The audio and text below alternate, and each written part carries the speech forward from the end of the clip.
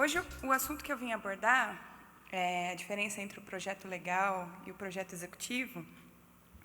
Ele está relacionado muito aos 3 painéis que nós tivemos ontem. Eu acho que, de tudo que foi falado ontem,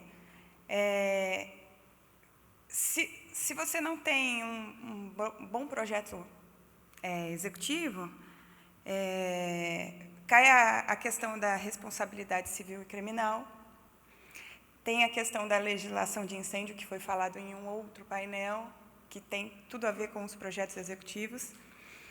E também a certificação dos sprinklers, né? Que você, fazendo um projeto executivo, você consegue colocar a especificação correta dos bicos e tal, dando mais informações para quem vai instalar e vai comprar os equipamentos.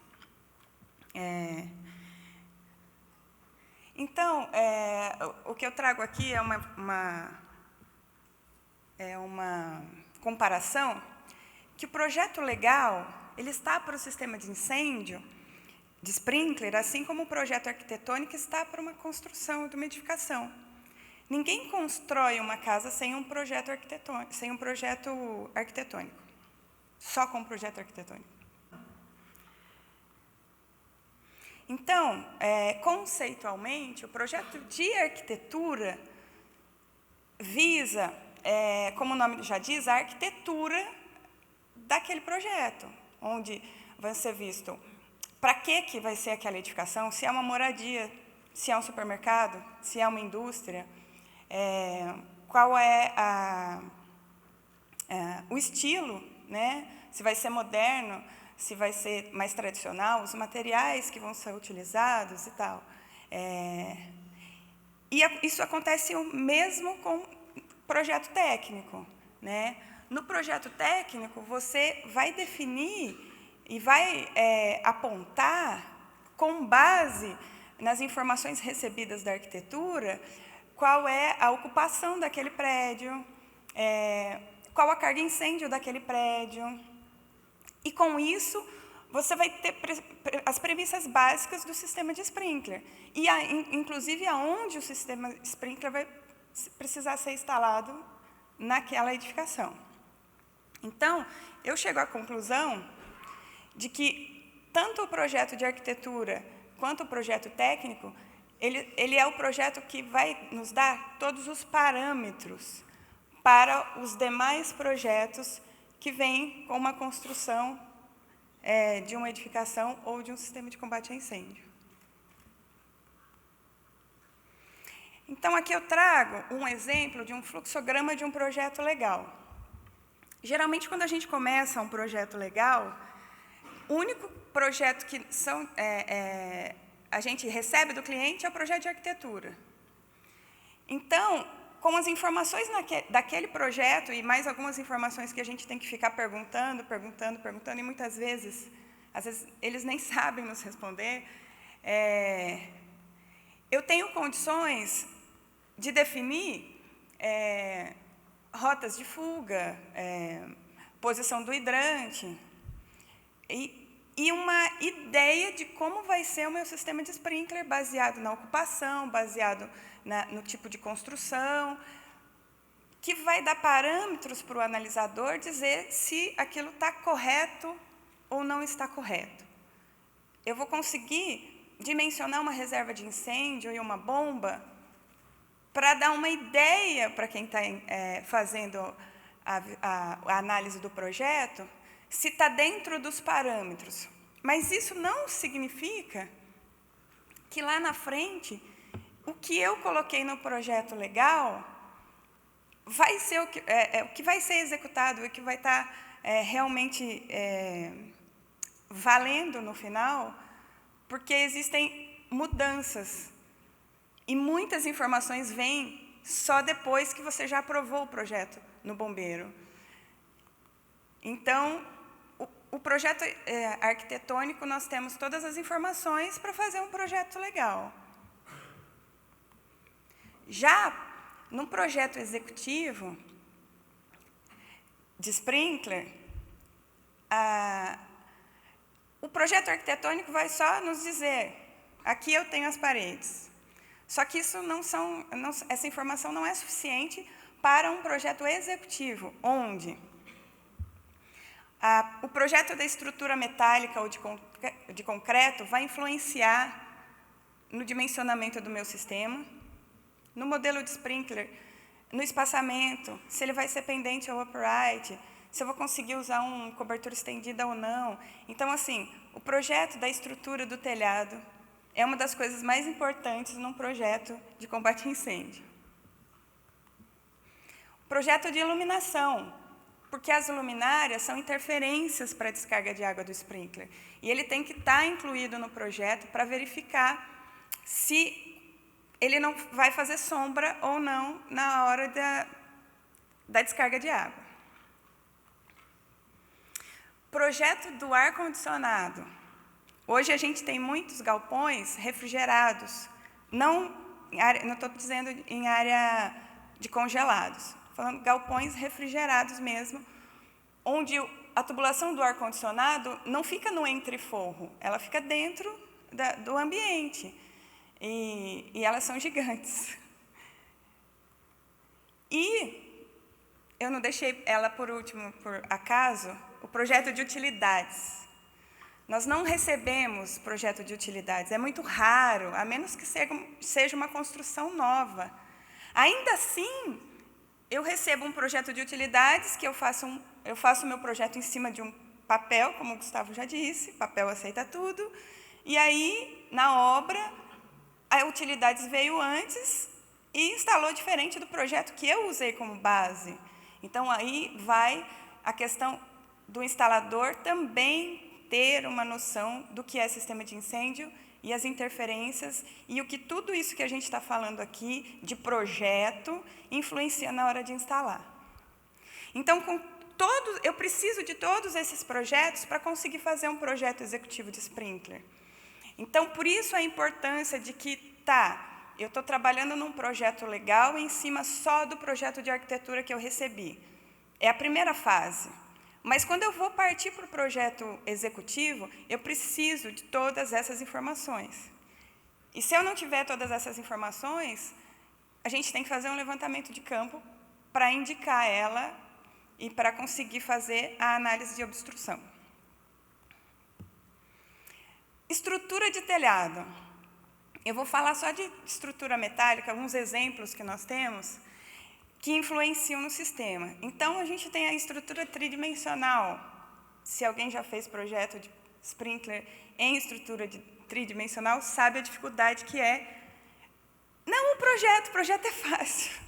O duro é você instalar, e aí o projeto que você usou como base não é o que está instalado, e aí dá muito problema, os analisadores, os historiadores da FM que o digam, né?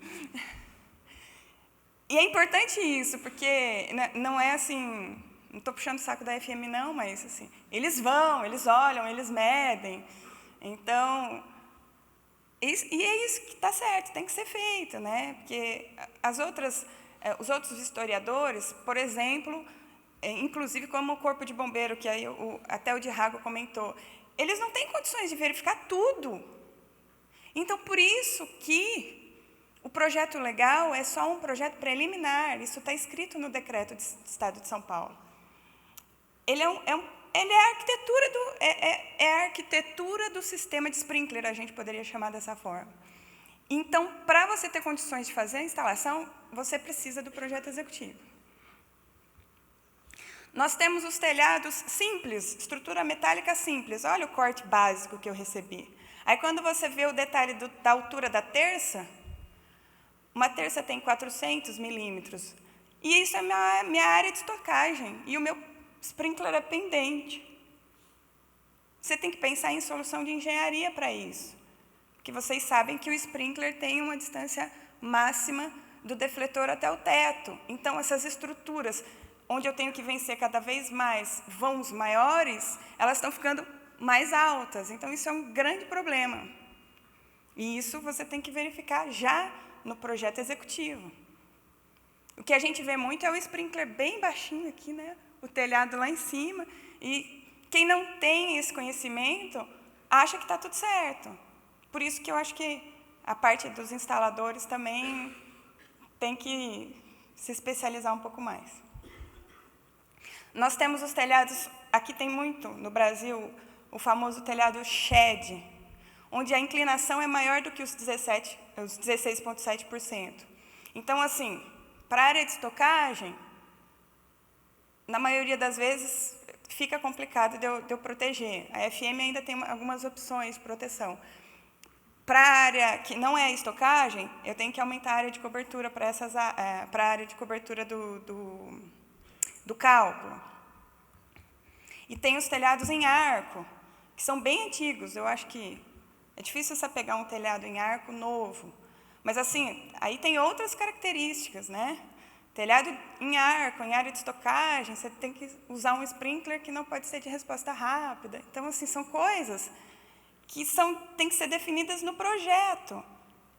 E essas informações, elas estão no projeto, e estão no memorial, e estão numa lista de material bem feita, e com todas as especificações, porque um sprinkler não é simplesmente sprinkler pendente K17.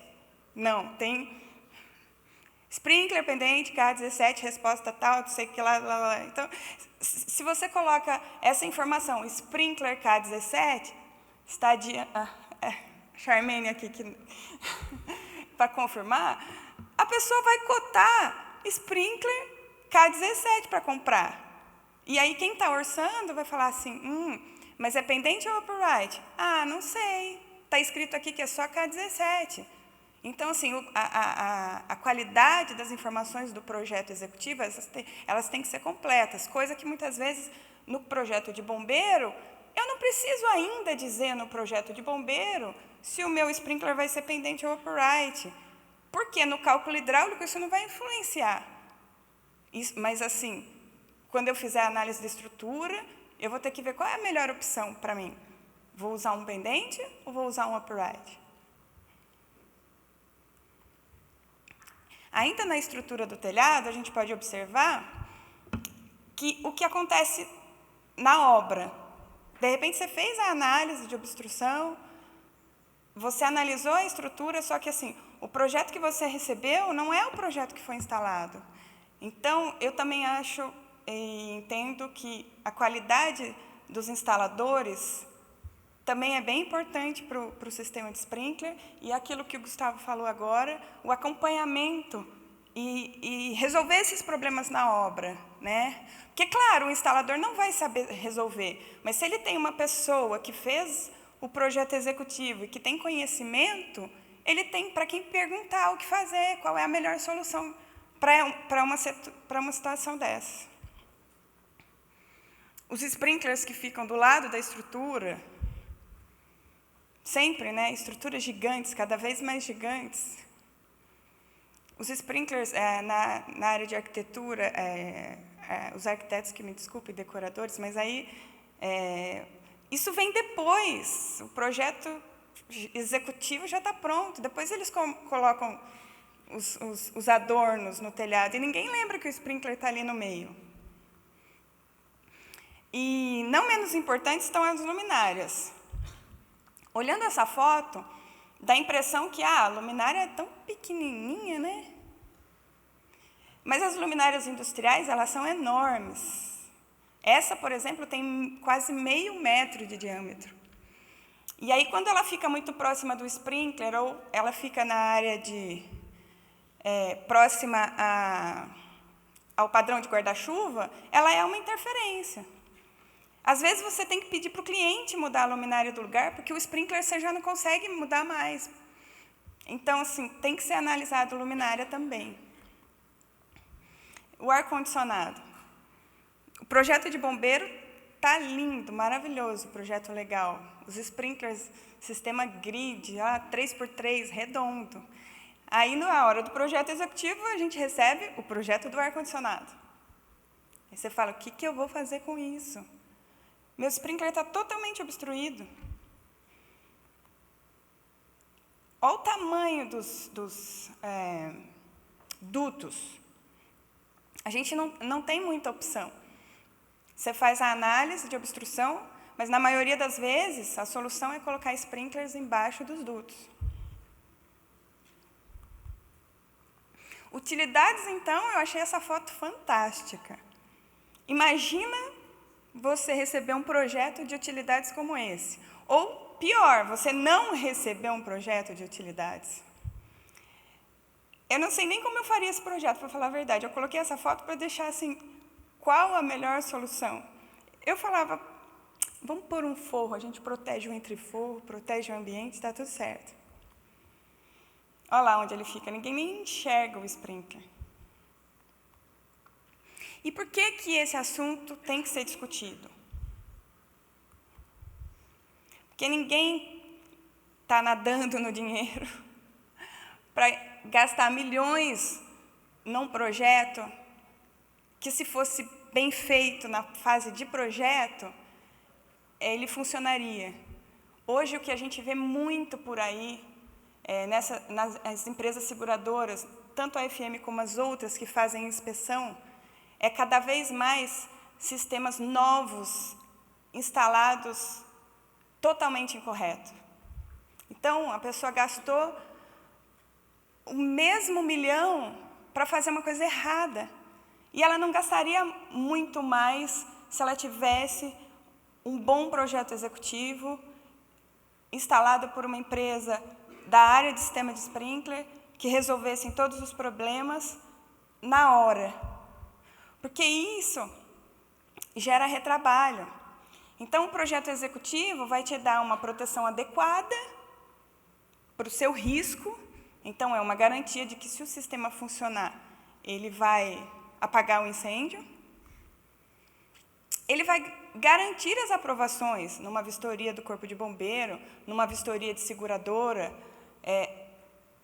Não vai zerar, é difícil, eu sei que é. Mas ele vai minimizar bastante o que vai ter de obstrução numa vistoria. E menos retrabalho. Porque o que acontece hoje é que as seguradoras ou o Corpo de Bombeiro vão fazer a vistoria, e os relatórios, geralmente em sistema de sprinkler, são enormes. E não tem jeito, você tem que adequar. Não adianta nada você ter um sistema de sprinkler instalado se ele não está correto, se ele está longe do telhado e não vai acionar, se ele não foi dimensionado para o risco que você tem lá, se ele está obstruído. Então, já que você gastou milhões, gasta mais um pouquinho para deixar ele da forma correta. Mas se você tivesse contratado um projeto executivo, você não gastaria isso. Qual a solução? Essa é uma sugestão minha, Mariana, tá? Eu acho que a solução é explicar para a pessoa que está nos contratando que existe essa diferença de dois projetos. Porque a pessoa que está nos contratando não sabe disso. Ela acha realmente que, quando ela compra um pacote onde eu tenho o projeto legal, como muita gente pega o projeto legal de hidrantes e tem condições de fazer a instalação, eles acreditam que para sprinkler é a mesma coisa. Eu pego um projeto que tem as informações de tubulação, coloco na mão do meu encanador, ele tem condições de fazer uma lista de material e instalar. Nossa, fica muito barato. E ele, na maioria das vezes, tem um orçamento de empresas em empresas, mas ele acaba comprando sempre do mais barato. Será que os instaladores também não teriam que ter mais capacidade? E isso é um ciclo, né? Porque se o contratante está contratando mais barato, na maioria das vezes significa que o instalador não tem tanta capacidade. Porque se ele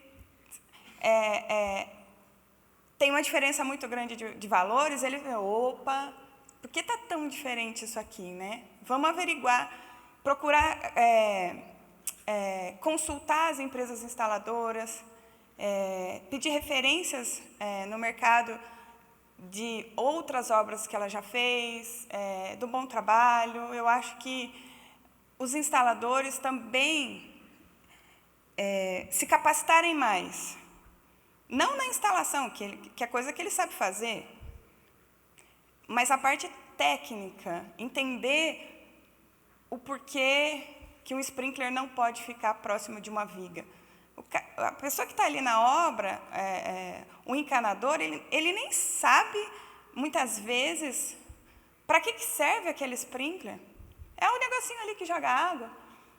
Então, eu acho que, de repente, se a gente começar a chamar essas pessoas, e aí eu acho que as empresas de instalação que têm que ter esse cuidado, e passar informações do que é um sistema de sprinkler, de repente até para o ajudante lá da obra, e que se ele está instalando o sprinkler e ficou muito perto de uma viga, ele mesmo vai falar antes de instalar, poxa, isso aqui vai dar problema, deixa eu levar para o meu coordenador e a gente vê uma solução, que depois que está instalado, passou uma semana, já testou, já encheu de água, aí vai ver e fala, nossa, esse sprinkler acho que está errado.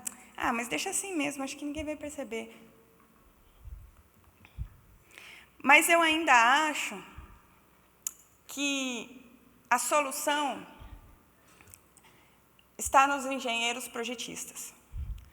Nós é que temos que auxiliar e informar os contratantes da diferença dos projetos e auxiliar e informar os instaladores da importância dos dois projetos e as principais diferenças entre eles. Então, eu acho que tem bastante projetistas aqui, eu acho que é a gente que tem que assumir essa responsabilidade. E não falar assim, olha, eu estou te vendendo um projeto executivo, não, um projeto legal, mas você vai ter que contratar um projeto executivo, entenda isso. Pô, mas vai ficar mais caro. Não, são dois projetos, são coisas diferentes. Muitas vezes a empresa que está fazendo o projeto legal não tem a competência técnica ou a expertise de chegar a um projeto executivo completo. Então, assim, as empresas de projeto e os projetistas é que têm que ter defender essa bandeira de que, olha, esse projeto que eu estou fazendo que é legal, você não pode usar para instalar, falta informação. Então, eu acho que é esse o recado que eu queria passar para vocês, e que eu acho que o ciclo de um sistema de sprinkler completo, ele inicia no projeto executivo. Aí ele vai para a instalação. Faltou eu falar da certificação dos produtos, que está aqui nessa cadeia também. E ele fecha com a manutenção. Então, assim, a gente tem que começar, e ele sempre começa pelo projeto. Então, projeto executivo é muito importante. Obrigada.